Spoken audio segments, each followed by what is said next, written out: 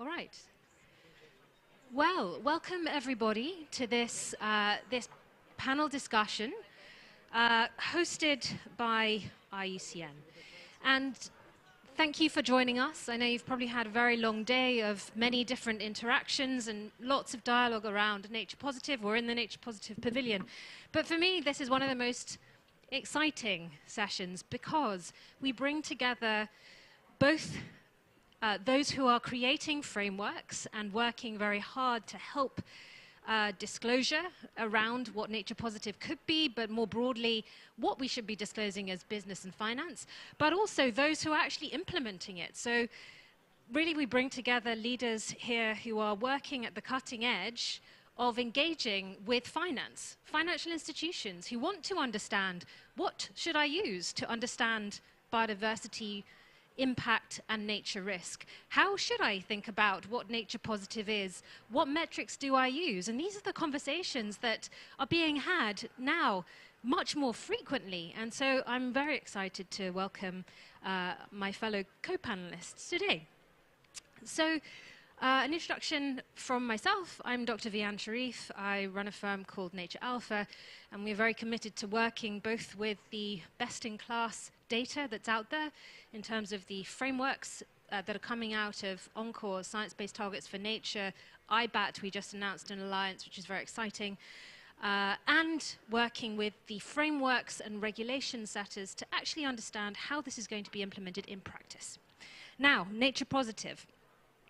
Much as we saw in the area of climate, having an apex target around where we're all going in terms of our missions, whether we be policymakers, whether we be academics, scientists, or business, has proved effective in some circumstances. Now, the finance sector, as we know, has the tremendous capacity to help deliver the goals and targets of the Global Biodiversity Framework. There have been many statements, many commitments, and alignment commitments from the finance sector, but concrete pathways and approaches, as well as metrics to assess those targets and measure progress towards those targets, are currently in the making, I would say. So as we consider the concept of Nature Positive, you're going to see some very practical applications here, or practical thoughts on how we might implement a pathway to Nature Positive, specifically around the area of the finance sector. So to give you a tiny bit of context before I introduce my panelists, IUCN gathered together a group of finance leaders, some of the largest investors in the world, around a virtual table to discuss progress up to this point and where we might go from here. This happened early in December. And the dialogue was extremely engaged. I think you'd issued invitations to something like 45 investment managers around this concept. And so the findings from that discussion, which will be taken on after COP15, were incredibly encouraging. We've seen an amazing acceleration of interest and demand from the finance sector to engage on this topic. And this is where incorporating all of those we sit around this panel with together is going to be crucially important for how we actually deliver what happens next. And we're all in this together. We know that we have to do this together. And so how do we collaborate? How do we understand how each of us is thinking about this in order to achieve our collective mission? That's why we're all here. That's why we're all here in a Nature Positive Pavilion. So it's a great pleasure for me to welcome my distinguished panelists today. Dr. Helen Crowley, Managing Director of Pollination, one of the leading consultancies in this space, thinking about nature risk. Karina Elfing, who does some of the most incredible research, I have to say, on ESG and specifically biodiversity at Jefferies, one of the largest independent investment banks in the US. Sylvain Vanston, the Executive Director of Climate and Biodiversity Investment Research at one of the world's largest ESG data providers, MSCI. Thank you, Sylvain, for joining us. One of the busiest persons in this whole COP. We're so grateful to have you with us again. Thank you, Emily. Dr. Emily McKenzie of TNFD, Technical Director, shaping the frameworks that are really leading the way in this space. So thank you for your work.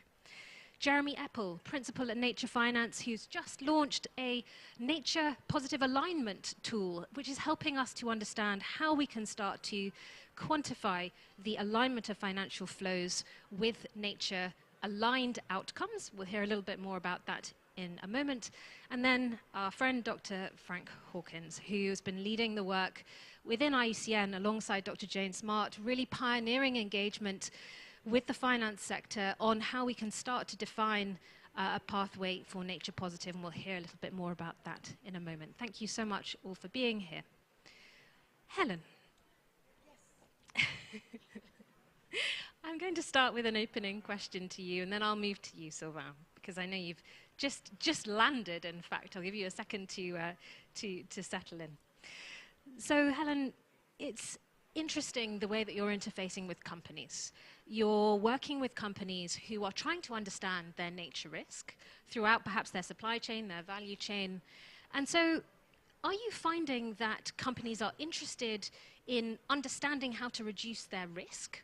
Or is it about contributing to a broader ambition like nature positive? And what does that really look like? Thank you. That's a big question. So the answer is sort of yes and yes. So I think what we're seeing across the board, and I would say this also in the investment community, not just the corporate community, is obviously an incredible interest in biodiversity and nature, and that's been proven out in these last few days here. But I think the way to sort of articulate, I think what we're seeing is more like sort of the classic sort of change management curve, if you like, or as you move through and get a clearer and clearer understanding of where you need to go to. So it starts with, I'm not quite sure what biodiversity is, and I'm not quite sure why this is even meaningful to me, through to I've heard about TNFD. This seems really important because I do TCFD, and I need to really, oh, it's about risk. I need to look into this. Through to I'm sort of getting the risk, but I'm interested in targets. Now, it's interesting because you almost, sometimes the entry point is more the risk side, to answer your question on looking at TNFD, and sometimes it's more, hey, I want to set targets, because that, as a corporate, that's what I've sort of been doing previously, setting targets, so that it might come in on looking at SBTN. So either way, you tend to get to that next important step, which is, hey, here's my sort of high-level materiality assessment, understanding of where my business, where my operations interface with nature, and so on. So I think those are both really tremendously powerful frameworks and valid for companies to really start, and investors to start getting into understanding where should I pay attention to biodiversity. What does it mean to me? What does nature mean? What are the risks? What are the opportunities? And of course, the flip side of risk is always value creation opportunities, so that's powerful. I think that just to put on the table, I think the next big challenge, and we're all in this sort of earlier stage, and it's great, and there's a lot of innovation and there's a lot of excitement to get to nature positive, and there is a lot of excitement about that being sort of where we're heading, the North Star, whether it's at a single asset, whether it's at a portfolio, whether it's as a supply chain. How can I contribute to that North Star, right? I think the challenge is going to be now, how are we going to track what it is, what is that gain, what is that change over time that my money, my actions are delivering to show that I'm actually giving an uplift to biodiversity, that I'm actually contributing to functionality and integrity of biodiversity, whether it's existing integrity and I'm keeping that protected, or whether it's I'm changing practices to improve on that. So I think that next piece of our sort of growth trajectory, of our maturity trajectory, if you like, to get to that point where, okay, now I know what my hotspot tells me, I know what my risks, where my risks are, but I've dug down deeper and now I know what to do about it, but can I show the world that I'm actually making progress towards nature positive is our next big challenge. But companies, investors seem up for it, so there's a lot of exciting times ahead. Helen, thank you very much for that opening insight. Sylvain, can I invite you to share some of your perspectives? Tell us, sitting where you are, perhaps you could give us an overview of what you do and how Sure. you engage. How are global investors reacting to this awareness around biodiversity, both the decline of biodiversity, the recognition that there's a systemic resilience point here, and also the evolution of frameworks that are coming into play? How are people reacting? Well, I'm going to disappoint you. I think our global clients, so MSCI's clients are global banks, asset managers, asset owners, insurers. They're just beginning this journey. It's much more dynamic, of course, in Europe, as is often the case on concepts like this, but it's the beginning of a journey. Actually, if you ask people in the street, why is climate change a risk to society? I think most people would have useful answers, many answers. If you ask them why is biodiversity collapse a threat to society or to investment solutions, I think they would have a lot less answers. Our clients are like this. I mean, they're just beginning this journey. They're trying to grasp the concepts. They're trying to understand where regulation might be heading as well, and there's a lot coming. But overall, it's the beginning of a journey. Now, they're aware that there's risks. They get the concept that there are going to be long-term risks related to the collapse of ecosystems, for example. They might, many of them will probably know about pollination, for example, and bees, but they wouldn't know about the more comprehensive picture. And so this is where people like MSCI and other data providers obviously can be useful. So we get a lot of questions, more and more. I'd say over the last 2 years it has increased massively. Mostly in Europe, a lot less in Asia, a lot less in America, but we're getting there slowly. And I think COP15 actually will help to generate awareness about the situation. Probably next year, thanks to Emily, the TNFD framework will also be very helpful in spreading useful information about what investors can do, and corporates as well. But so it's the beginning of a journey. And what's interesting, I think, when you compare this to, say, climate risks back in 2014, 2015, a little bit before the launch of the TCFD, before COP21, is that the narrative from clients who have started to look into this is both one of risk and impact. And that, I think, is quite positive. And actually, the work that the TNFD is doing also reflects this, which I think is pretty good. This is not the mandate that the FSB had given to the TCFD back in 2015, 2016. So hopefully, maybe we will leapfrog some of the development thanks to COP15 and TNFD, but also organizations like you mentioned SBTN. I think it's great that SBTN is forming so quickly. We saw the launch of Nature Action 100 just this weekend. This is great news. And of course, Finance for Biodiversity. There was an important pledge back in 2020. And it was also good to see that last year during the Glasgow COP26, there was the whole day and a whole debate dedicated to biodiversity, which was new. We didn't have that in COP21 in Paris. So it's a strong start, but there's a lot of tools and metrics to develop, and that's something obviously we're working on. And Sylvain, how much are people focused on risks, and how much are they focused on the opportunity? European investors are focused on impacts. Global investors are maybe more focused on risks and dependencies. Unfortunately, I think the story will have much more risks to manage than business opportunities.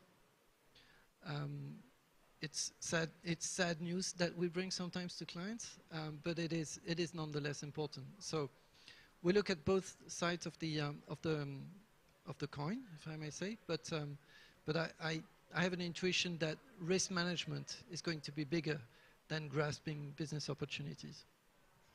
And one final question, Sylvain. When, in the context of these questions, your clients are asking you for metrics and data, what are you hearing most from them, and how are you addressing that challenge? Well, obviously, they don't have the simplicity of the ton of carbon, temperature rise, carbon budgets. We don't have that, right? This is why we all know that biodiversity finance is a lot more complex than climate finance. Nonetheless, there's a lot of raw data. I mean, for example, MSCI has over 300 data points in the ESG ratings modules that we've been selling to clients for years, for decades. And we have a lot of data in other solutions such as sustainable impact metrics, solutions related to SDGs or regulatory solutions. I'm not here to sell products. All I mean is that there is already a lot of raw data points that are not assembled yet into a meaningful biodiversity solution. That is something we're working on. We should have interesting news soon, actually. But there's already a lot that clients can do. For example, they can screen out troublesome commodities, such as soy, beef, timber, etc. They can also understand controversies related to biodiversity and land use. They can look into toxic emissions, water pollution, water stress. There's a lot of data. So I think investors hiding behind the lack of data or imperfect data, that's a lame excuse. There's already a lot they can do. Thank you, Sylvain. And I hear that echoed by you, Helen, and also understanding that how you understand a company's impact on biodiversity may be multifaceted, and it may be accessed through various different elements of how that company is operating. Even though we look at impacts and dependencies, then understanding, if you're an investor, what a company is actually doing could come from a reputational risk flag, which will then need you to investigate further, for example. So thank you for raising that. Could I turn to you, Karina, because as an institution focused on the US, really, you're dealing with global investors, and you're sitting in New York and you're answering questions across a broad range of ESG topics. You're writing research for your client base on these topics. Tell us, how are people thinking about biodiversity? Is this new for them, and what sort of questions are they asking you? Hey, yeah. In the U.S., it is definitely still early stages. A lot of the interactions we have are, we get a lot of questions internally, actually, about, what is biodiversity. But I think there's a lot of interest in what are the main metrics that are circulating right now. A lot of questions about TNFD. And then, questions about engagement, because, there is data, but a lot of it isn't aggregated, and a lot of companies aren't disclosing still. And so how do they engage with companies to ask the right questions? Yeah, thank you. And in terms of nature positive, the reporting, the commitment frameworks that are going on in the background, is there any way that this community can help clarify some of the confusion around where we're going? How do we start to help you in your discussions with investors who may be encountering this for the first time, in terms of practically thinking about solutions for how we achieve a nature positive outcome, for example? Yeah, I've learned so much from the conversations we've had before COP, and from the conversations that I've had here as well. And I think I have 5 kind of main takeaways on this question of how do we sort out this confusion, and what does a transition pathway to nature positive look like. So I think the first thing is that we need to have a standardized definition of what nature positive means. Coming to a consensus on this definition is important to coordinating a global effort to halt and reverse nature loss. And ideally, the concept of nature positive will be codified into the Global Biodiversity Framework. The second thing that I think would help in clarifying this would be to acknowledge that there are certainly a lot of initiatives, standards, frameworks in the mix that can make it confusing to begin on a transition pathway to nature positive. But there's also been acknowledgement from that side that there has historically been poor communication about how aligned the various resources are. And the reality is that the resources such as Natural Capital Protocol, SBTN, TNFD, and more are largely aligned, maybe 90% so.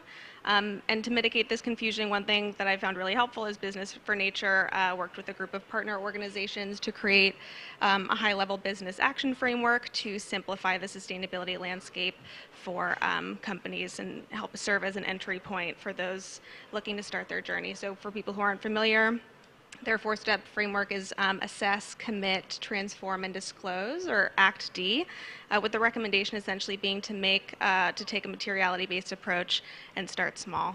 So they highlight frameworks such as SBTN, Natural Capital Protocol, so I highly recommend looking at that. And then the third thing that would help in clarifying this is to not lose sight of the opportunity side. So while you might be more focused on risk mitigation and reducing impact in the beginning of your journey, being nature positive is ultimately about additionality, and over time your effort should pivot towards regeneration.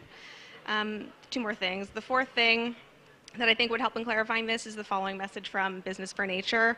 They say that businesses should highlight their contributions towards a nature positive future rather than claiming to be nature positive themselves. And this communication highlights that assessing and mitigating impacts and dependencies is a continuous process, as well as that achieving a nature positive world will require a collective effort beyond the contributions of individual entities. And then the final thing that I would say is that, we can't let perfect be the enemy of good. There's going to be growing pains starting your transition pathway to nature positive, but being an early mover by doing things such as piloting the TNFD and making an effort to understand the tools and resources that are out there will help you get ahead of regulation when it does come down the line. So those are my main takeaways, but I'm open to any and all conversations because, that's what we're here for. So thank you very much, Karina. Before I close out the practitioners part of the panel, are there any reflections that you would like to give on your fellow panelists' contributions before I move on to the second half of our panel? I was just wondering, we talk a lot about nature positive. This is the nature positive pavilion. I think it's a really great concept. It should be as big as net zero, frankly. But we should also avoid the risks of greenwashing that net zero could fall to. I don't know how this can be done, so let's continue promoting nature positive. Maybe it'll make it to the GBF, I don't know. But let's make sure that it doesn't get hacked by organizations, investors, or corporates that actually don't really walk the talk. Thank you, Sylvain. Helen. A closing comment? A closing comment. Well, first, because you acknowledged my nodding of my head around data, I just wanted to pick up on that point that you said about data. I think we've heard a lot over the last few days that there isn't enough data, and I do think it's what's important is that's what people are feeling. But the reality, as Sylvain said, is there's quite a lot. So I think the message back is how do you make that data intelligent and intelligence so that it can be used for decision making and the appropriate decision making where you are in that journey. Because if you don't know where your business meets nature, you are asking different high-level questions and you need different types of information than when you say, I know exactly where I am on the ground and I want to know what's happening there on the ground with what I'm doing in my agricultural asset or my forestry asset or my fisheries or whatever it is, and tell me how, what's happening there. So I think that's a really important thing that we do need to clarify. It has come up over and over again, is that there isn't enough data. I think the other thing about the data, and this comes from my experience in the corporate supply chains, is when people say, I don't have enough data, they don't have enough data perhaps of visibility and transparency within their own supply chains, and that comes with a lot of hard work internally in a company, but there is a lot of third-party data out there that can help you identify what to do. So I think this idea around what do I need to know and when I need to know it is going to be, and I know Emily's probably going to talk a lot more about this, is going to be really, we've got to help make that more helpful for people. I did want to reflect back on greenwashing, but I think the next half of the panel is going to talk about the risk of it with nature positive. But it's true, there's a lot of data, but the supply chain data is not good. So that is clearly where a lot of improvements is needed. And raw data won't get you very far. We also need aggregated data that puts everything into perspective. Thank you all. Thank you three so much. You are translators between one world and another, and if we're going to move the finance community in a certain direction, then this is exactly the sort of capacity building that we're going to all have to do together. So thank you so much for all your efforts.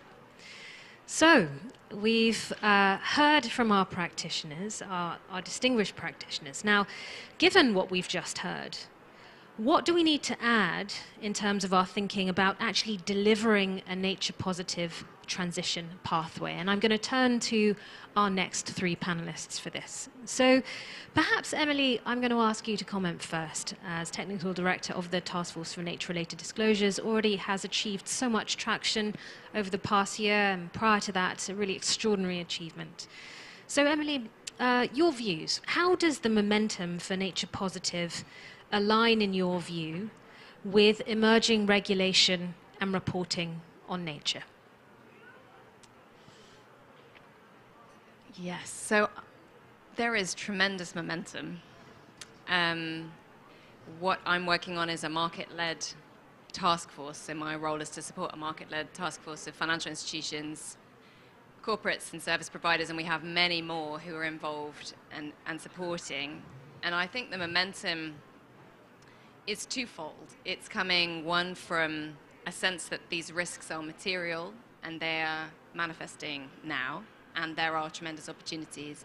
And that's both based on physical risk and transition risk. So the physical risk is based on the science, but also the real-time experience of companies who are already experiencing issues. And the sense of transition risk obviously relates to your question about the development of reporting requirements in standards. So we're developing a globally integrative framework, as TCFD did. But I think unlike TCFD, we are doing that at the same time as the standards are developing. So it's a very symbiotic relationship. We're learning from them and we're contributing to them, learning from the best. So the European Sustainability Reporting Standards is one example where this is now becoming a mandatory requirement in that jurisdiction and covering assessment of impacts, dependencies, risks, and opportunities. So there's a sense in the market that those reporting requirements are coming, and there will be a whole set of transition risks as well to face. So I think there's symbiosis between all of this, momentum from the market already recognizing these things are material and they're going to do it voluntarily, but also a sense that we're all citizens on one planet. And sensible citizens on one planet would want that to be sustainable, which means being nature positive. And so the policy and the regulation will get there. The Global Biodiversity Framework is one piece. Obviously, the work of the network on greening the financial system, the recognition that nature-related risks are also central to the mandate of central banks is another piece of the puzzle. So I think it's feeding into each other. Thank you, Emily. And just to reflect back on one of your comments, which is that whether or not certain wording ends up in the framework, in the global biodiversity negotiations, certainly there seems to be an amazing amount of momentum from organizations in the finance sector to engage on this topic anyway. So it's interesting to see how that path will evolve, and your framework will be out in September, which is a very exciting development, especially given the timeline you've managed to get that on track. It's really, really extraordinary, especially given the acceleration and backed by the acceleration in interest in this space. So Frank, may I turn to you? Frank, tell us a little bit about the IUCN approach to nature positive. Tell us, how do you think about this relating to a financial institutions transition pathway, and perhaps just a bit of background on the work IUCN has done to date, because it is pioneering for IUCN. Thank you very much, Vian, and thank you very much also for the opportunity to be here. I'm a very poor replacement for Jane Smart, who would otherwise be in my seat talking about this. I think the thing that I'm enthralled by in the experience of being here, sitting here today, is the degree of momentum that we're seeing from the finance sector to engage in the issues around biodiversity and nature. It's a source of solace in what I feel are very troubled times that we have this momentum building. And therefore, finding a way for it to be as effective and have as great an impact as possible is a thing that we absolutely have to do. It's a collective effort too. It's not something that any one institution is going to get done. It's been absolutely extraordinary, the number of commitments and toolkits and pledges that have emerged over the last 9 months towards engagement of the finance sector to nature. It's really astonishing. I could go through a whole litany of 3- and 4-letter acronyms about this, but it probably wouldn't improve the level of debate very much. Just to say that what we want to do within IUCN is to contribute in a constructive way to add to that, not to replicate or duplicate any of it. We want to be able to show what it is that we can bring that makes the whole thing work better. And that's a big challenge. Particularly, as we've been hearing in the last few days, the degree of pushback, the degree of perceptions that nature positive is just a mechanism to get the finance sector to greenwash what it is they're doing so they can continue to make money asset stripping the world. I really don't believe that's the case. I think there are very genuine motivations from the finance sector to do the right thing, but we have to make sure that what we do is proof against that, and that the idea, the notion, the definition and the metrics associated with nature positive are things that are robust to that challenge. And that, I think, is the thing that we can do as part of IUCN. We can make that, we can add to that process, add that contribution to the process.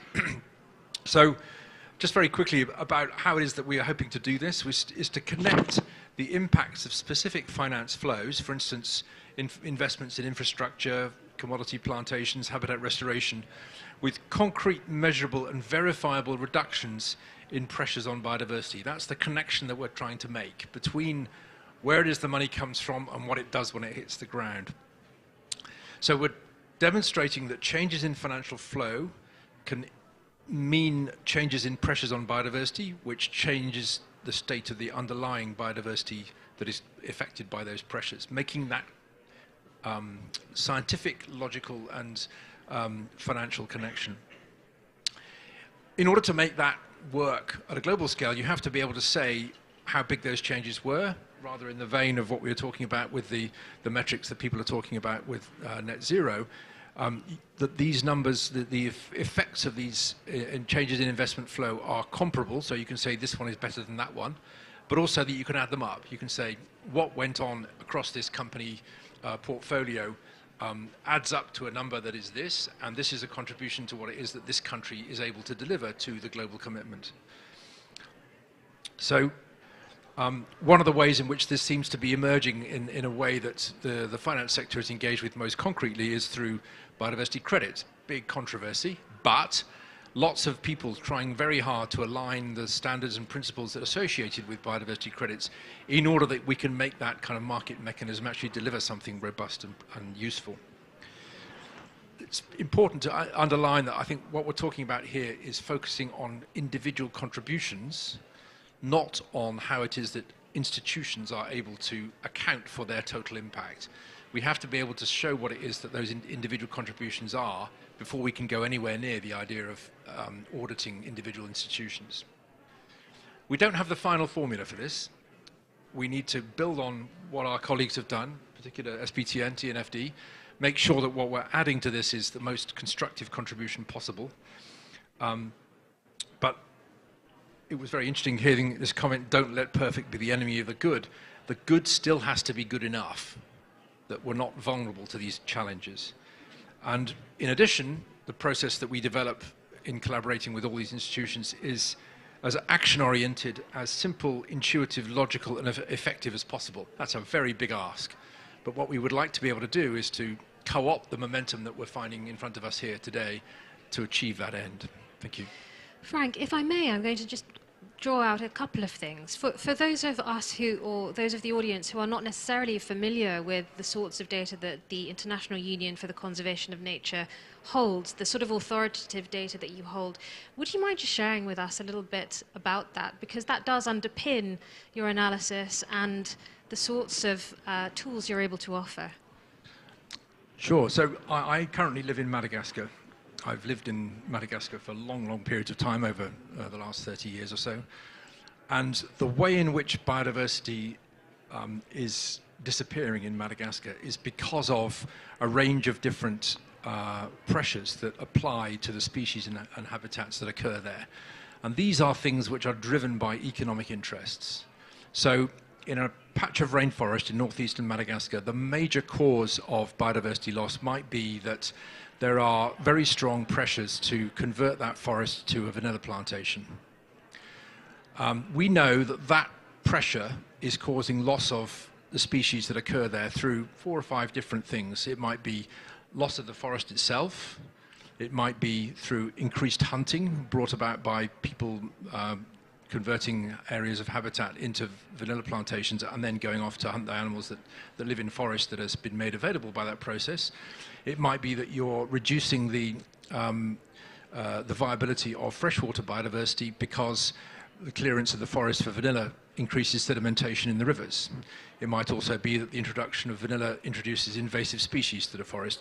Those are all essentially separate components of what it is that causes biodiversity to be lost.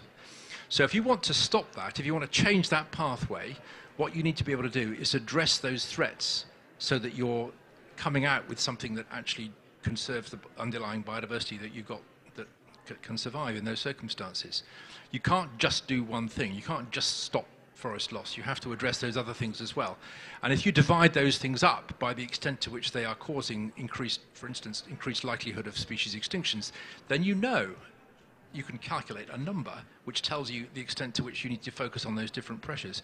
And that will then generate some kind of reduction in the pressure that you're applying to biodiversity.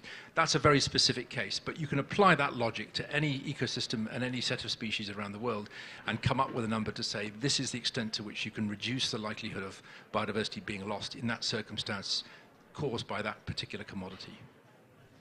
Frank, thank you. And just one last thing before I move on to you, Jeremy.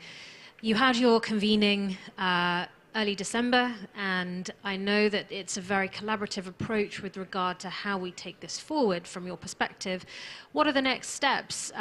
What will happen? What is your aspiration for post-COP in terms of engagement and moving forward with the finance sector? Yes, that's a really important thing. We recognize that obviously that what we have is only part of a solution. We have SBTN and TNFD. We have also all these great collaborative initiatives, particularly focused around the finance sector. What we want to do is to reach out as widely as possible to make sure that what we've come up with is the thing that enables as great a level of alignment as possible and as simple a solution for the finance sector as possible, in order that we have something that is recognized as a consensus view on how it is that the underlying biodiversity can be represented in the decisions that finance sector organizations make. So, as I said, we're right at the beginning of that process now. We've got lots of work to do to engage people to pursue that in the next months, years. Thank you, Frank. And I think that's an invitation for Yes, engaging. yes. And also back to Karina's point, simplifying and collaboration are going to be part of the answer here in achieving this apex target of nature positive as it evolves. Jeremy, Nature Finance just this weekend launched a nature alignment tool. And so this is very much part of your thinking. We know that you've been doing great work in this space. Now, in order to move the needle on nature positive, we know that a huge increase in investment will be needed, and we know that Nature Finance has done a lot of work on quantifying those markets. How do you think we're going to achieve this alignment of financial flows? How are we going to get the investment that we need to achieve this objective of nature positive?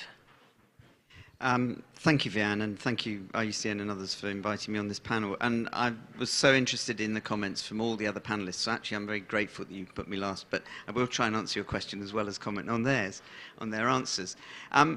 Well, I mean, I will say one thing, though, in prefacing it, which is that I think the understanding of alignment is very rudimentary in many places. It's a very easy word to latch on to. It's quite a difficult word to give some actual legs, some actual content to. And I think the way it's beginning to find its way into the text of the Global Biodiversity Framework and the thinking of negotiators is very encouraging. But it's early days. And I say that as someone who was a negotiator in these CBD corridors in the rooms in the past, including on the issue of resource mobilization. And I just want to make that link, because very much the mindset and language, and I think it is a language and interpretation issue, and some of the panel already touched on this, in the minds of most of the government officials who are negotiating here is about raising more money for conservation, for sustainable use, the objectives of the convention. Very, very important, entirely legitimate mindset. But the idea that there might be a great deal going on out there in the real economy, in the financial markets, in the commodity markets, which is having very significant harm to nature. And let's also recognize that we do need to specify whether we are talking about biodiversity or nature. And I think that's part of this definitions issue, because they're not the same. That mindset means that understanding what's going on in the financial markets can be a step, not too far, but quite far, and they're stretched to do that. So I think there's an education process to be done, not only for the financial sector about what does biodiversity or what do nature positive issues mean, and the kind of things we've been talking about here, but also genuinely an education process to be done for the people who are negotiating these texts to understand what it is that makes the real economy and the real financial markets work. And I think bringing those two communities together is an important role for IUCN, for pretty much everybody around this panel.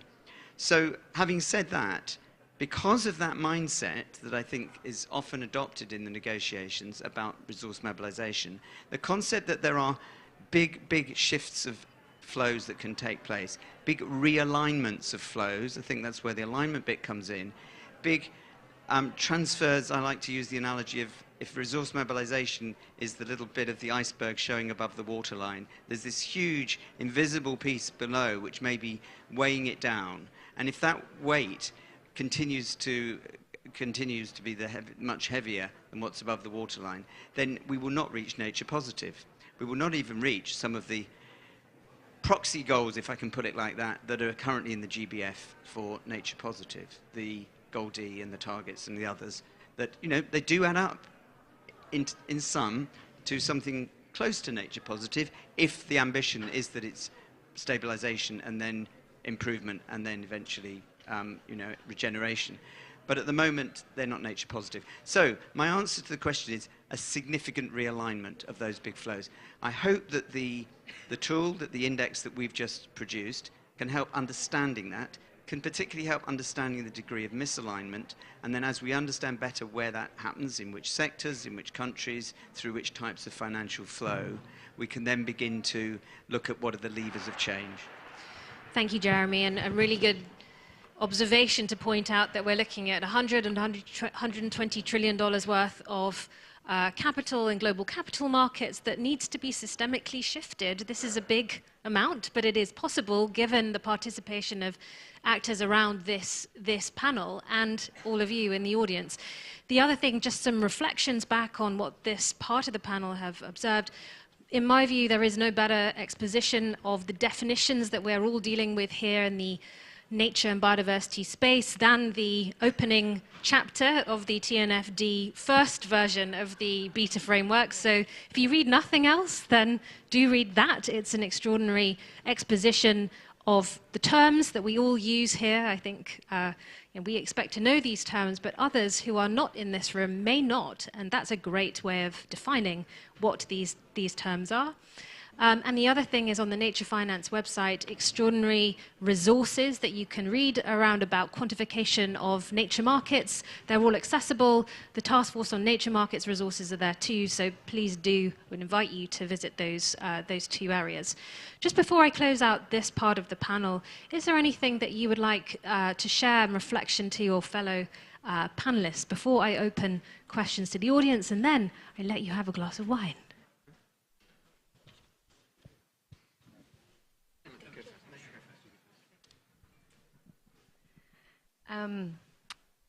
Yeah, I guess because the theme is nature positive, I might just comment a little bit on how the TNFD framework has been thinking about this.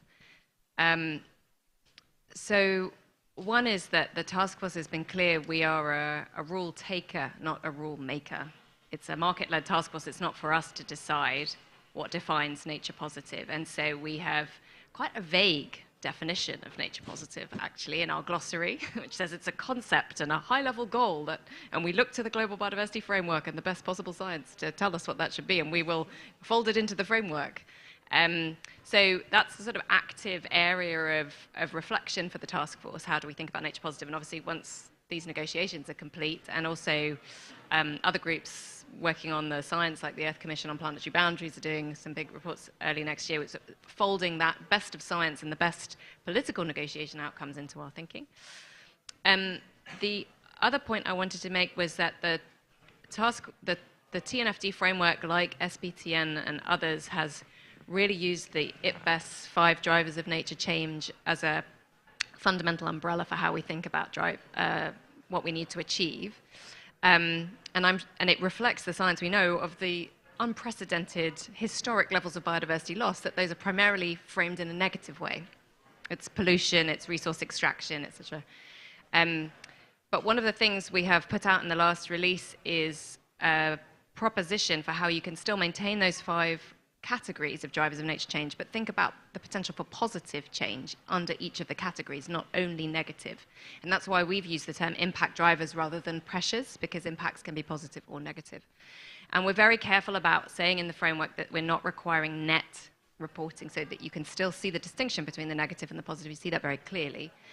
But the mission of the task force is to create a framework that shifts global finance. This comes to the alignment question, away from activities that are harming nature to those that are helping it thrive. And so that means we need to be creating definitions that show the potential for positive change as well as reducing negative harm. So I guess one of the points as well with my previous hat on of the Dasgupta review is this definition of investment, that nature is this incredible thing. Frank will know this better than me, that it regenerates when left alone. So the power of thinking about conservation as an investment, and that as a message weaving throughout what we're doing, I think is also very powerful. That's a wonderful perspective. Thank you. Jeremy? Emily, I'm glad you picked up Dasgupta, because I was going to say, I mean, behind all this is whether nature is considered, or biodiversity or nature more broadly, as Emily's described it, is considered material in the finance sector, in the economic sector.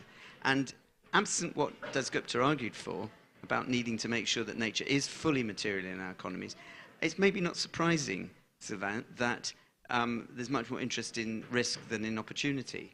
But if it was more material, and if there was a better understanding of the nature markets that really are huge out there already, if you think about soft commodities, but all the others that are inherent and growing, then maybe the attention to the opportunity amongst the finance sector would be greater. So I hope very much that sort of building on Dasgupta, building on the kind of things you're doing in TNFD, but also building on a better understanding of alignment, we can get the financial sector to recognise that this is something that can be very positive, and not just from a PR point of view. Thank you, Jeremy. Frank, any closing comments before we take questions from the audience? I think the thing that really struck me very strongly about the discussion that we've got here is how it is that there is all this momentum that we've talked about. One of the things that came out in the discussion we had a couple of weeks ago is that there's a level of confusion within the finance sector about what to do and how to react. But there's also lots of things moving in generally the right direction. We can get very tangled up in notions of who's saying the right thing, which direction should we be going in. The really important thing is to make things move. Hold your... Oh, sorry. There we Is to make things move and to get things to refine the approaches as we go on, not to worry too much about whether it is that we're going in the right direction, within 3 degrees of the right direction right now, just to go that way and get it to work. And what we would like to be able to do is to help people start that pathway, to not get stuck at the beginning, but to move forward in as active and constructive a way as we possibly can. Thank you, Frank. Helen, did you have something you want to say? No. You're good? Oh, yeah. Okay, perfect. So I'm going to open to questions from the audience. I'm actually going to plant a question first and then ask you for your contributions. And the planted question is to Emily, and it's around about how soon before this becomes mandatory? You referenced some mandatory disclosures, but what's the pathway, do you think, to nature-related disclosures becoming something that's not just a nice-to-have or something voluntary, but actually becoming a mandatory requirement? So just to be clear, that wasn't a question I planted. It's not a question I like to be asked. So we are developing it's a market-led initiative developing a voluntary reporting framework. But the TNFD, part of, I think, the magic of TNFD has been using an acronym, which is amazing because most people hate acronyms. But the fact our acronym, TNFD, is so remarkably similar to TCFD really has given people a sense of possibility, you know, that they can get started, that there's something familiar that they can hold on to. And of course, people are aware of the glide path that TCFD had. It is now mandatory, and the latest I heard was 14 jurisdictions. There may be more now, right? So there is a precedent for a voluntary market-led initiative to have become mandatory. But it's not for TNFD to, as a grouping of organizations, to have a position on whether it becomes mandatory. That's for individual organizations and the government's negotiating here to decide. But what we feel the TNFD is creating is a framework that can be used for implementation of Target 15, specifically 15.1, whether that's mandatory or not. And as I began, the sort of momentum in the market that we're seeing, the interest in doing this because of the materiality of these risks means that it will carry on regardless. Thank you.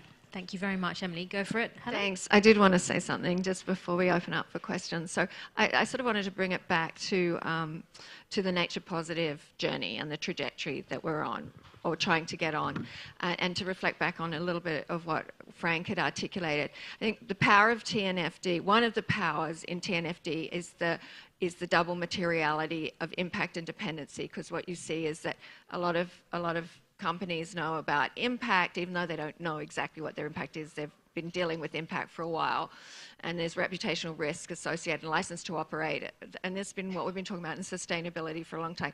Dependency opens up a whole new perspective of understanding about how your business relates to, you know, a functional nature or a dysfunctional nature, and what impacts that can have on you as a business. And I think therein lies sort of the power of it, because then you have to say, and the next bit, and we haven't talked quite enough about this, and maybe this will come up in the questions, is to say, okay, I've got to reduce my impacts, and I've got to find out ways of how I can show I'm reducing the impacts on these pieces of nature, these elements of nature, to what Frank was saying, that are important to me also as a business and important more globally. And I think the thing that we're still wrestling with is how, when you do reduce those drivers and you halt deforestation, you halt loss, and then you start saying, well, what am I actually doing then to move towards positive, and how am I showing that the work and the investment and the actions I'm doing to create value for the company and to mitigate risk and all those things are creating something positive.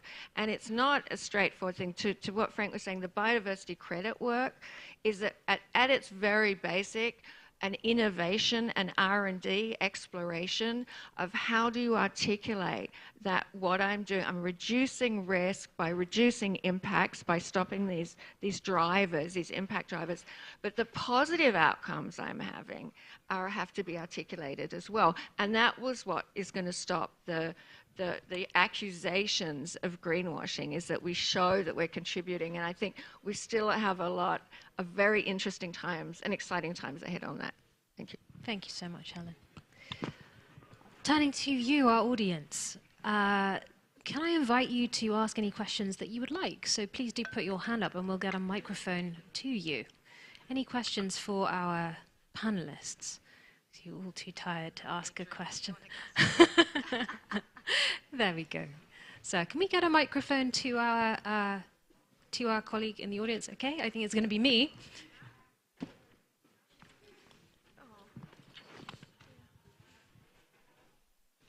Thank you, Vian. Thank you, panel, for a very interesting discussion. I'm slightly conflicted in that I'm really keen to have nature positive, but I'm slightly concerned that it's an oversimplification. So nature is inherently complex, and financial markets are inherently simplistic. You know, give us a number, one number, but it's difficult to get that, I think, from nature. Frank, are you confident that we can get to a place whereby we're going to get engagement with financial markets in a way whereby there's going to be some genuine impact given how location-specific nature is? Well, thank you very much. It would be just very nice to know who you are and who you represent. That's a great question, Frank.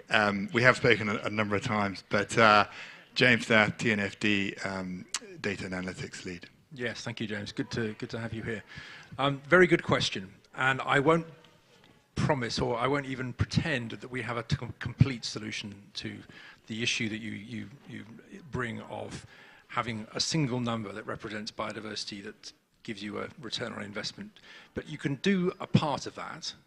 And I think the important progress that we've made here is that the part that we've identified, the piece that's most advanced in this, is the relationship between the flows of money, the impacts on drivers of biodiversity loss, and the underlying biodiversity in terms of the species that occur in the place where you're investing. That connectivity is pretty well justifiable. It's connected in a scientific fashion. It's not perfect by any means, but the great thing you can do as a result of that is if you are able to influence the change in the intensity of the drivers in reducing the threats to species, you're bringing along a great deal of other biodiversity with you. And as we go forward, we'll be able to figure out in more detail what those ancillary impacts are. But you know that if you start with that, you're going in the right direction. You're within 5 degrees of where you need to be going, and you can iterate as you go on to make sure that you've got to the place you really need to be to deliver the outcomes that you're looking at. If you don't know where you're going in the first place, you're lost. You could be going that way or this way. Do you make the ecosystems you're working in more species rich or less species rich? I'm not really sure. If you know you're acting on the basis of impact drivers that are known to be causing the loss of species, you know you're going in the right direction. That's the place to start. That's all I can claim at this point. But as you go forward, you have a very good opportunity to refine that and make it better in terms of an outcome. Thank you very much, Frank. Any other questions from our audience? One at the back. So let us know your name and who you represent. My name is Kamal Seth. I'm the Global Palm Oil Lead for WWF. My question is quite simple, actually. Can we halt and reverse biodiversity loss without halting and reversing deforestation? And if the framework doesn't mention that or directly stops deforestation around the world, especially in the tropics, how can we reverse biodiversity loss? Perhaps we might start with Helen on a comment from that. And perhaps we can... So, okay, I was going to go, Frank. Yeah, I'd now have to put my conservation biologist hat on. Okay, so the question was, let me just understand the phrasing of it, was sort of a double negative. So do you mind just saying it a bit more clearly? It was about, of course we have to halt deforestation to get to, yeah, sorry. Yes, exactly that. Of course we have to halt/stop deforestation. Yeah, right. But there are drivers of deforestation which are still ongoing, as we just discussed. So unless we do that, we can't really reverse the biodiversity loss. So oh, okay. So I understand. Yes, yes. I mean, I think this is what we were trying to get at, and obviously I wasn't that clear in that idea. I mean, it is like a mitigation hierarchy. I mean, it's like what the science-based targets and what TNFD is saying is we've got to focus on those drivers of loss, and they might be multiple, to what Frank was saying. We've got to do that now, deforestation, conversion, land use change, not just deforestation, and then what's behind it and how can the money flow to halt that differently, to halt that, or how can corporate supply chains make, and you know very well that if you work in palm oil, how make different decisions. We can't get to positive, even close to positive, without stopping the degradation and the loss. And actually there's a really quite a good paper out. I don't know if David Abura is in the audience, but from the Earth Commission, looking at what will it take to get to positive and when could we get to positive, and it addresses that you've got to go through these several principles. So yes, short answer is yes, you can't get to positive without stopping drivers. Can I just add that, frankly, deforestation is the lowest hanging fruit. Yeah. And it's a big one. It's a very impactful one. And it's pretty easy to screen out deforestation. It's pretty easy. I mean, it's relatively easy compared to everything else we have to do to screen out deforestation, to engage on deforestation. There's a lot of pretty robust metrics around that. There's a lot of data. I mean, it can be done. So I'd like to put forth a proposal that no investor can really speak on stage on biodiversity without doing at least this. Everything else is more complicated. Thanks, Sylvain. Frank? Good. There you go. First round of applause. Well done. Of course, with a name like Sylvain, he's obviously interested in forests as well. So, I think it's really important to underline the fact that if you want to manage, for instance, if you look at the impacts of drivers of biodiversity loss in terms of their impacts on threatened species, more than half of it is due to loss of habitats from agriculture. However, there's the other half.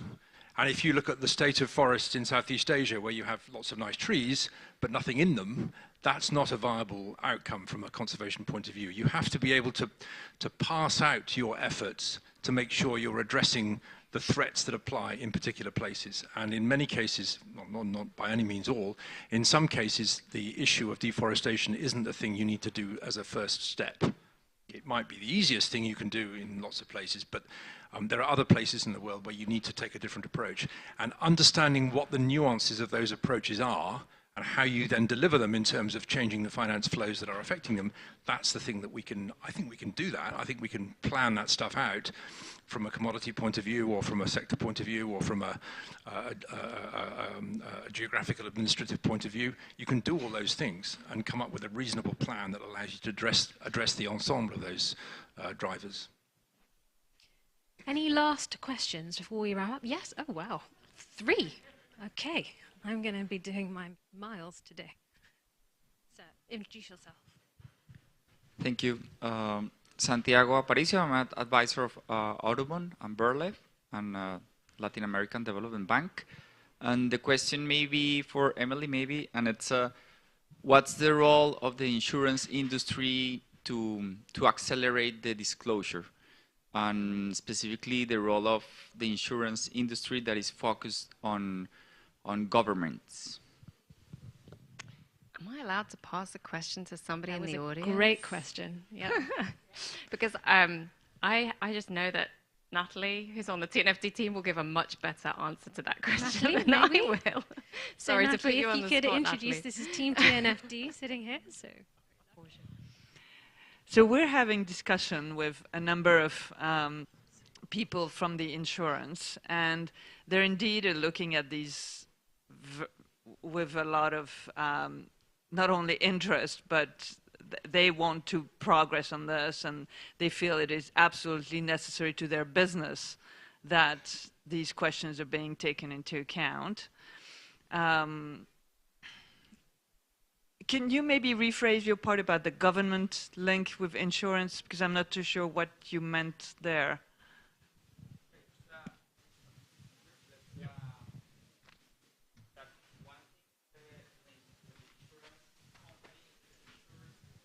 Private company, but the other element is when the insurance company insures a public project, yeah, because maybe we have in the public sector the tragedy of the commons, so maybe it's more difficult that the government gets like worries more about the public money than the private money. So that's why it's interesting. What's the role of the industry that gives insurances for governments? Okay, so the role of governments in there. At the TNFD, we're not advising governments on anything. We're putting out a framework that advises corporates and financial institutions. But financial institutions and insurance have sovereign debt on their books, for example, and the same with asset owners and asset managers and banks. So what how sovereign treat nature is also indeed of importance. And this is something we're reflecting on, and we're going to start building on this and hopefully bringing some answers on that, or some guidance for financial institutions, not for governments, for financial institutions in dealing with that. And I'm maybe less familiar with how insurance works with governments on this question, but certainly it is an immense question for banks and asset owners and managers. And I just add, maybe again with the Dasgupta review hat on rather than the TNFD hat on, one of the major focuses in the Dasgupta review, and something Partha Dasgupta felt was a real opportunity, was the fact that we know that nature-related risks are positively correlated. I mean, if you're going to have pollinator collapse or a major fishery collapse, everybody in that who is dependent on that service is going to be affected. So with that logic, you have an argument for having regional and government and global insurance schemes, because we have an interest in pooling resources to mitigate and manage those risks. So I don't know if that was what you were getting at, but that was one of the major insights and recommendations that he made, and identified a number of those types of insurance scheme to deal with it. And this positive correlation of risk means we all have an interest, right? When something's going to tip, it's not just one organization that's going to be affected. And that's why I think it's really interesting to look at the macro-prudential perspective on why central banks and supervisors are interested in this, because not only are the ecosystems connected, but the financial institutions are all interconnected. So COVID is an example. It doesn't take long before something gets systemic. And we've had, coming back to TNFD, we've put systemic risks firmly in the framework and actually experienced some interesting feedback about, well, does it fit there? Why is systemic risk relevant? But if we take the systems perspective and understand these things are interlinked, then systemic risk is relevant to all of us. Thank you, Emily. Thank you, Natalie. Was there a question down here? Hi, I'm Jackie Deichman with MSCI. My question is not actually coming from my MSCI hat, but from a previous life working in sustainable commodities. Just in talking about aligning financial flows with nature, I feel like a lot of the financing that we're talking about is inherently long-term finance, whether it's institutional money, project finance, public investments. And I'm just curious, what are some of the proposals on the table or potential initiatives for the types of financing that are inherently short-term? And for this, I'm really thinking about how sustainable commodity markets work, and the fact that a lot of pricing, for example, of coffee or cocoa is determined on the futures markets and is very much disconnected from what's happening on the ground, the realities that farmers face, not only with acute risk, but chronic risks. And I'd love to know how we would involve the futures markets in some of these short-term financing mechanisms, because I don't see them participating in initiatives like TNFD or ACT-D because of who they are. So I'd just love to know how they're involved in this conversation. Thank you, Jackie. One for, who would like to take that? Maybe Sylvain? Or you want to take that one? Jeremy? Yeah, I can. No. It's just such a it's a good question, and it's a big question. And it's like, I think everything, in a way, it's sort of everything that we've been saying about disclosure, about data and disclosure and knowledge, about when you make that decision. I'm not talking about traders so much as when someone buys that commodity, and they have to disclose what the impacts are, or when someone is in the supply chain of a company, they are responsible and accountable for disclosing the impacts, and then that will drive the change. And I know we've been working on it for years, but we're in a different moment in time of disclosure and accountability and responsibility. And so then if that's what's happening, because that is unsustainable, then what other financing can come in to change that? And whether it's corporate financing, and we work a lot of thinking about what would be the shift that would happen within corporate and trade finance to support a different, a less negative and heading to positive outcome in commodity supply chains. Just one piece of a big answer, I imagine. Thank you, Helen. Now, I think we had one last question and then we'll close. Who was that last question? Sir. Thank you. I'm Giampiero Lanci from the European Bank for Construction Development. A question to Emily about I'm thinking about the TCFD and the use of scenario analysis to drive investment decision and capital management. Do you expect scenario analysis also to play a part in the TNFD? Yes, definitely.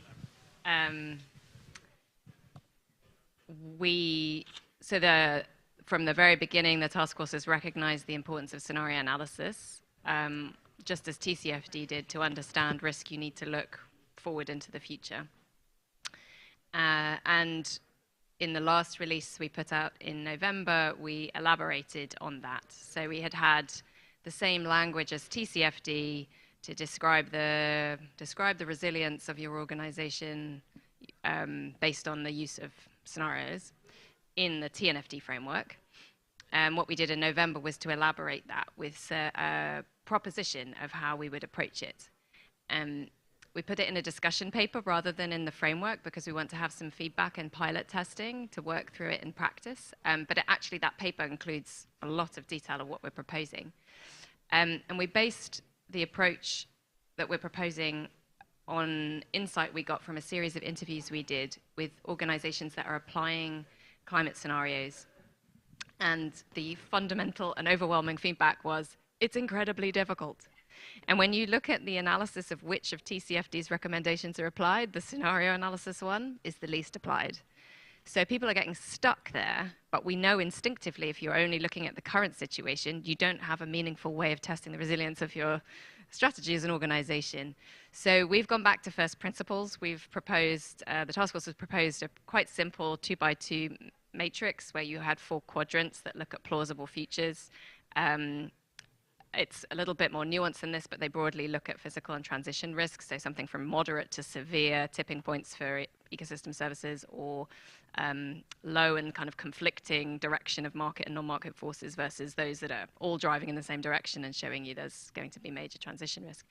And we've even played it out in practice, so done some workshopping of it where you situate yourself in one of the 4 quadrants and test out your thinking. So it could be done qualitatively, so it gets at that kind of insights from the interviews. It's too hard. Well, you could workshop that in a few hours and probably get some really interesting insights for your strategy as a corporate or a financial institution. But you could also start to quantify it and get more sophisticated.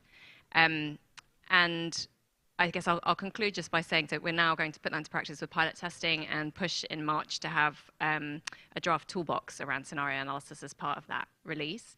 And we continue to speak regularly with knowledge partners on scenario analysis. We're particularly want to connect with the NGFS and have had conversations with them because they also have a scenario work stream to their nature task force. And so they have that macro-prudential perspective, obviously thinking about scenarios in terms of financial system change. But underlying that, we need to have the same sort of conceptual framing where we're focusing on scenario analysis by organizations, and they have that systems-wide view to make sure that what we do is aligned. Thank you. Great question. And just to bring it back to the nature positive theme, just one last part of the answer to that question. Perhaps Sylvain, I just might ask, given your experience in understanding how your clients have adopted climate scenarios and the importance of net zero to those scenarios, do you feel that the apex target of nature positive is important for your clients in this area too, or how do you think that will evolve? It will be important, and it will be incredibly complex. I'm also a member of the TCFD, and we talk about it all the time. The scenario work is incredibly difficult, but you're right. It's absolutely essential. You got to understand not just the picture, but what's going to happen tomorrow. So it will have to be a part of their work. We will help them, of course, but there's a lot of unknowns today yet. Thank you so much to these distinguished panelists, some very tricky questions, future-facing questions. Thank you to the audience for all of your participation and engagement. Thank you to IUCN, Jane and Frank, for inviting us here to be together today and understanding that there are many parts that we all play in the journey to achieving nature positive in the finance sector, but you can see how hard everyone is working, and if we collaborate, then we have a chance of succeeding. So it just remains for me to thank you all and to invite you to join us in a cocktail reception. Thank you very much and have a lovely evening.